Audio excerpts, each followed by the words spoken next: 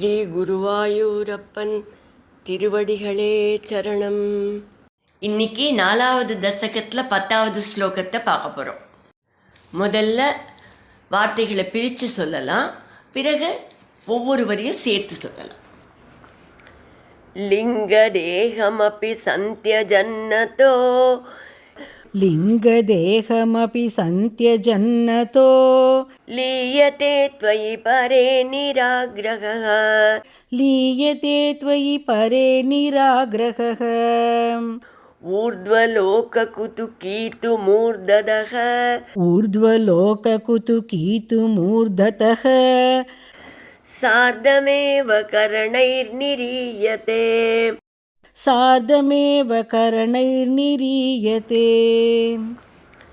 लिङ्गदेहमपि सन्त्यजन्नतो लीयते त्वयि परे निराग्रहः लिङ्गदेहमपि सन्त्यजन्नतो लीयते त्वयि परे निराग्रहः ऊर्ध्वलोककुतुकीतुमूर्धतः सार्धमेव करणैर्निरीयते ऊर्ध्वलोककुतुकीतुमूर्धतः सार्धमेव करणैर्निरीयते.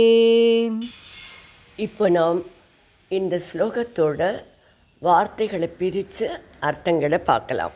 சத்யோமுக்தி என்கிற உடனேயே முக்தி வேண்டும் என்று விரும்புகின்ற சாதகர், நிராகிரக மற்ற லோகங்களுக்கெல்லாம் செல்ல வேண்டும் என்கின்ற ஆசை இல்லாதவராதனால, லிங்க தேகமப்பி தன்னுடைய சூக்ஷ்ம சரீரத்தையும் சந்தியஜன்னதோ விட்டுவிட்டு, அதாவது அவர் பூத சரீரம், அந்த பூத சரீரத்தை விட்டுவிட்ட பிறகு இருக்கக்கூடிய சூக்ஷ்ம சரீரம் இரண்டையுமே விட்டுவிட்டு த்வயி பரே லீயத்தே உங்களிடத்தில், பரமாத்மாவினிடத்தில் லீயத்தே லயமாகி விடுகிறார். ஊர்துவலோக குதுக்கி மற்ற லோகங்களை அடைந்து அங்கெல்லாம் தங்கி அங்கிருக்கின்ற சந்தோஷங்களை எல்லாம் பார்க்க வேண்டும் என்று நினைக்கிற ஊர்துவலோக குதுக்கி அவர் எப்படி போகிறார் அப்படின்னா, மூர்தக தன்னுடைய தலையில் உள்ள பிரம்மரந்திரத்தின் வழியாக, தலை உச்சியில் ஒரு துவாரம் இருக்குது, அதுக்கு பேர் பிரம்மரந்திரம். அந்த பிரம்மரந்திரத்தின் வழியாக சார்தமேவ கரண, எதோட, தன்னோட சூக்ஷ்ம சரீரத்தோடையே அந்த துவாரத்து வழியாக நிரீயத்தே வெளியில் செல்கிறார். இப்போ இந்த ஸ்லோகத்தை முழுவதுமாக பாராயணம் பண்ணி அதன் முழு அர்த்தத்தையும் பார்க்கலாம். லிங்கதேகமபி சந்தியஜன்னதோ லீயதே த்வயி பரே நிராக்ரஹः ஊர்த்வலோககுதுகீதுமூர்ததः சார்தமேவ கரணைர்நிரீயதே. முக்தியில் 2 வகை உள்ளது. சத்யோமுக்தி, கிரமமுக்தி என்பவை ஆகும். சத்யோமுக்தி என்பது இந்த பிறவியிலேயே உடனேயே முக்தி அடைவது.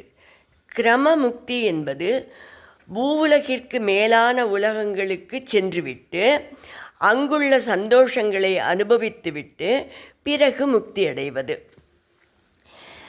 2 விதமான முக்தியை விரும்பும் சாதகர்களும் பிராணவாயுவை ஆக்ஞா சக்கரம் வரை ஒரே விதமாக கொண்டு செல்வார்கள். அதன் பிறகு முக்தியை உடனடியாக விரும்புபவர் லிங்க சரீரத்தையும் விட்டுவிட்டு பரமாத்மாவான உங்களிடம் லயித்து விடுகிறார். லிங்க தேகம்ங்கிறது சூக்ஷ்ம சரீரத்தை குறிக்கிறது.